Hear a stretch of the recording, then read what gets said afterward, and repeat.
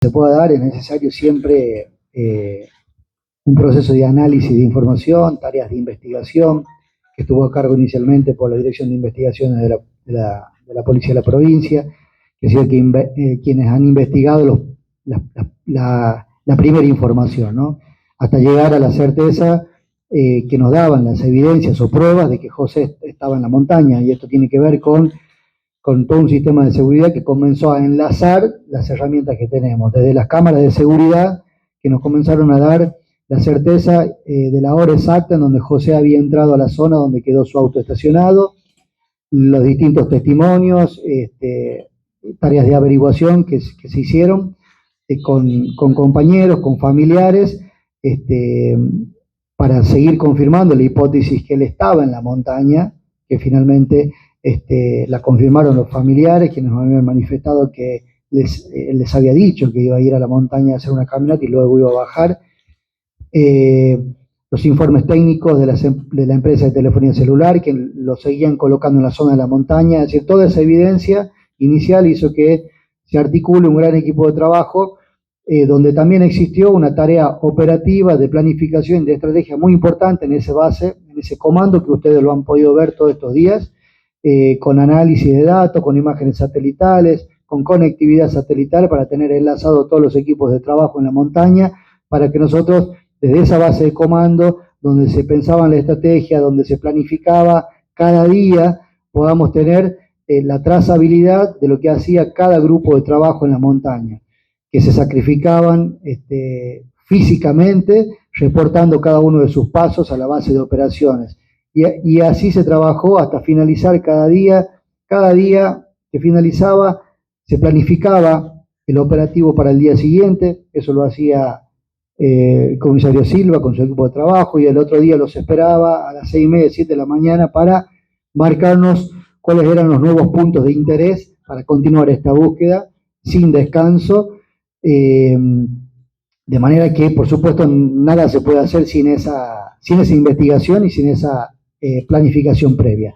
Y a la segunda pregunta de que si va a ser necesario algún tipo de abordaje de estas actividades, estamos hablando de la naturaleza misma, de distancias inconmensurables y de zonas abiertas, ¿no? La montaña tiene muchos accesos, cualquier persona que hoy se decida subir a una montaña va y lo va a poder hacer sin ningún tipo de control, porque es la naturaleza misma, ¿no? Las actividades que tienen que ver con el senderismo particularmente están reguladas, están organizadas desde los distintos grupos, asociaciones, deportistas que participan, que lo hacen con mucha responsabilidad y con mucha conciencia, pero siempre, obviamente, estamos hablando de situaciones que pueden escapar a esa organización y que son los riesgos propios que te ofrece una montaña, que te ofrece cualquier lugar de esa magnitud, de esa naturaleza. Lamentablemente José en este caso subió solo, y eso fue una circunstancia determinante para no haber tenido la posibilidad de pedir ayuda durante todo este tiempo, ¿no?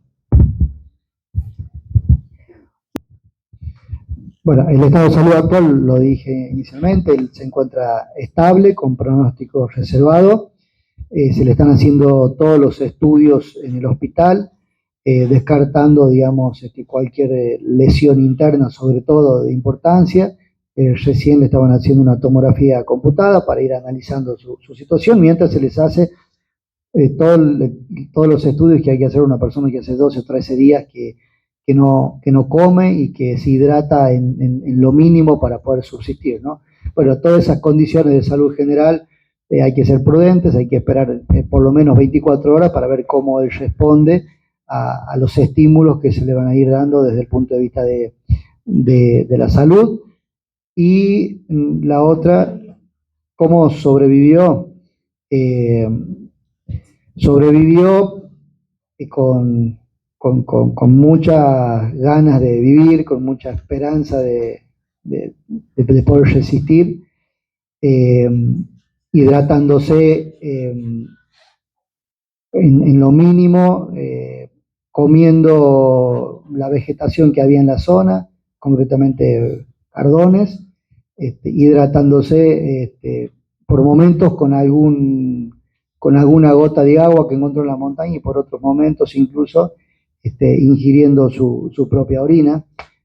Todos estos elementos de supervivencia extrema que él aplicó lo ayudaron a resistir hasta que podamos llegar con la ayuda, como llegó hoy este grupo que está integrado por el CAP, el Ejército, y donde también hubo algún civil participando, tengo entendido, ¿no? Pero la verdad es que a mí me gustaría también que puedan contarles la experiencia a quienes estuvieron allí y que tuvieron el primer contacto con José, ¿no?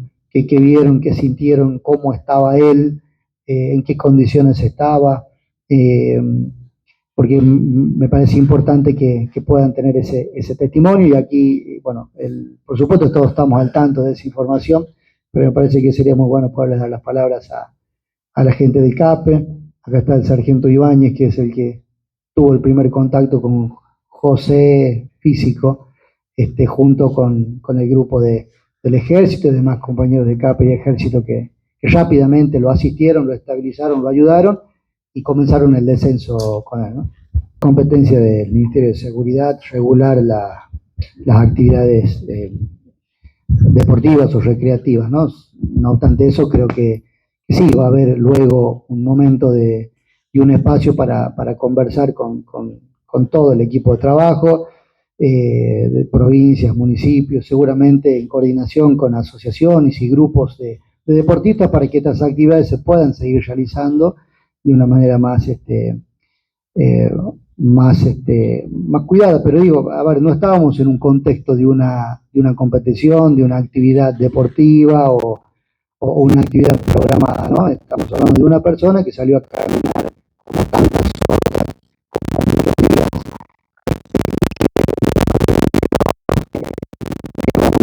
en condiciones climáticas, que por supuesto fueron un factor determinante para que él se pierda ahí, ¿no? Porque si no hubiese sido por eso, no se hubiese perdido seguramente.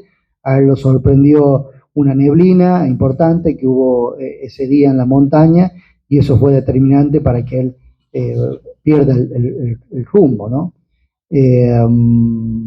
No sé qué más me dijiste, perdón. Bien, Miguel Freitas para el Sonda. ¿Cómo le va? Buenas noches. Sargento Primer, Iván. En ese caso, cuando hacemos el contacto, el primero que se le dio fue un abrazo y verlo llorar, emocionar, más que nada, tanto él como yo y el personal del regimiento. Posterior a eso, bueno, comunicar a superiores, mientras los muchachos del regimiento lo abrigaron, lo sacaron del refugio en el que él estaba ya tirado boca arriba. Posterior a eso, mientras que me comunicaba, le entregué un suero que tenía que nos daban a nosotros para que ingiriéramos nosotros en el transcurso del día. Y bueno, ese suero lo tomó como, no sé, como si fuese una esponja, en otras palabras, decirlo así como lo tomó muy de golpe. Le dio a los muchachos del regimiento, le dieron una banana, le dimos vasito de cereal, que hasta ahí nomás le dimos, no le quisimos dar más porque al no haber comido nada, le iba a provocar náuseas y esas cosas. Así que aprovechamos de que él podía caminar, quería caminar, no quería que lo alcemos, no quería estar en la camilla. Fue algo emocionante, digamos, encontrarlo encima con vida. Soy sincero, encontrarlo con vida, escucharlo, que él gritaba, es algo que te hela la espalda, digamos. Responde el comisario Silva, que estuvo a cargo del operativo. Buenas noches. Bueno, previamente más o menos voy a indicar cómo era el procedimiento diario. Nosotros recabamos información de la gente de la Dirección de Investigación. Ellos nos iban diciendo los posibles puntos, los contactos que habían tenido con las antenas, y en base a eso, a ver, el rescatista y nosotros de la planificación lo que hacemos es tratarnos de poner en la situación de una persona que está en una emergencia y de los posibles caminos que podría haber tomado.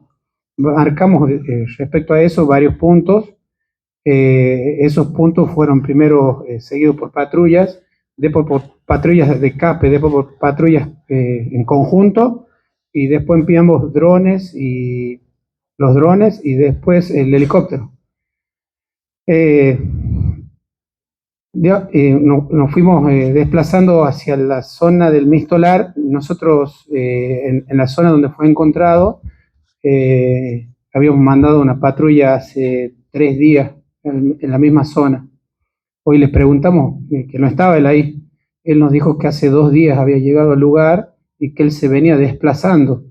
Estaba 3, 4 días, había perdido noción del tiempo, no sabía qué día era, nada, y se quedaba 2, 3 días en un lugar y seguía hacia un refugio y volvía a seguir hacia otro refugio y comía. Nos explicaba que él comía los cardones, encontró una herradura. Con la herradura abría el cardón y comía lo de dentro del cardón. No quería comer mucho porque sabía, lo favoreció a él que tenía conocimientos previos de supervivencia. Se acordó de la hija, que antes de salir estuvieron conversando sobre el tema, sobre una serie que vieron sobre supervivencia y se acordó de eso, de que él conversó con la hija, de cómo podía hacer supervivencia, que él conversó, y bueno, eso lo aplicó. O sea, lo favoreció también en su estado, que era senderista y estaba entrenando para una carrera. Y bueno, siempre en un punto metíamos el fuerte, le decía yo, porque a la mañana nosotros nos quedábamos hasta las 11 planificando el otro día. Entonces determinábamos patrullas y había patrullas que, de acuerdo a la condición física de los integrantes y a los conocimientos, enviábamos a un lugar que le apostábamos ahí, era ahí. Entonces nos fuimos en un lugar, en otro, y a habíamos mandado hace 3 días y volvimos a mandar nuevamente.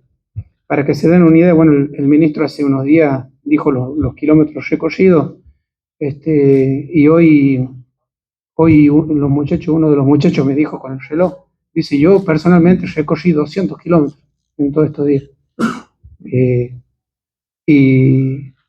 Y nos apoyaban los drones, los helicópteros y todo eso. Hoy cuando subimos ahí, nosotros hace un mes estuvimos en una competencia que se desarrolló en el lugar, y habíamos pasado por ahí. Fuimos nuevamente hoy, las patrullas, bueno, Víctor, él hubiese sido bueno que lo cuente él desde su vivencia, lo vivió él. Se separaron las patrullas Ejército y CAPE. En un determinado momento una patrulla va hasta el puesto El Molle y la otra, el otro grupo queda abajo. El grupo que queda abajo los esperó. Cuando regresó la otra patrulla, ellos sintieron que gritaba alguien, pero no era la patrulla. Como había comunicación de teléfono, los llaman. Víctor lo llama al oficial y le dice: mira, ¿estás gritando vos? No, yo no estoy gritando, pero alguien nos está gritando. Entonces empezó a gritar, y me gustaría que en esta parte lo cuente Víctor, porque lo cuente con la vivencia de él, que él lo pasó. Así, bueno, cuenta esa parte. En ese lapso que estábamos ahí, comenzábamos, en teoría bajaba el jefe de servicio, bajaba con un grupo del regimiento y yo tenía que subir con la otra parte del regimiento al cruce. Nosotros estábamos en lo que es Agua del Ternero y ellos estaban en el Molle. En eso nos comunicamos, me comunico yo con el oficial Contreras y le pregunto si ellos estaban gritando, y dice que no, que ellos no estaban gritando. Y lo tomé como charla yo, con los chavos del regimiento también. Nos miraban la cara, nos reíamos y dejamos pasar 5 o 10 minutos, me escuchamos de nuevo gritaba, nada más gritaba, no daba nombre, nada. Y nos miramos con un chico que estaba a cargo del regimiento y le dice: hoy vienen los changos. Nos acomodamos, nos preparamos, agarramos las mochilas y empezamos a subir para llegar al cruce, para llegar juntos, digamos. En eso que íbamos subiendo, hay una parte que queda acá a nuestra derecha, queda todo pelado así. No había maleza, no había nada. Y se escuchó un grito del lado derecho nuestro. Y lo vuelvo a llamar a mi compañero y le digo, ¿qué pasa? ¿Qué estás gritando? Le digo, ¿quién está? No, no, si no estamos gritando. Y nos están gritando, le digo, pensé que eras vos, por eso, deja de charlar, le digo. Y me dice, no, en serio, no estaba ahí, todos silbaron, nunca lo escuché, el silbido de él nos tenía que tocar de este lado, del lado izquierdo, y la voz venía de este lado derecho. Y me miro con el chico del regimiento que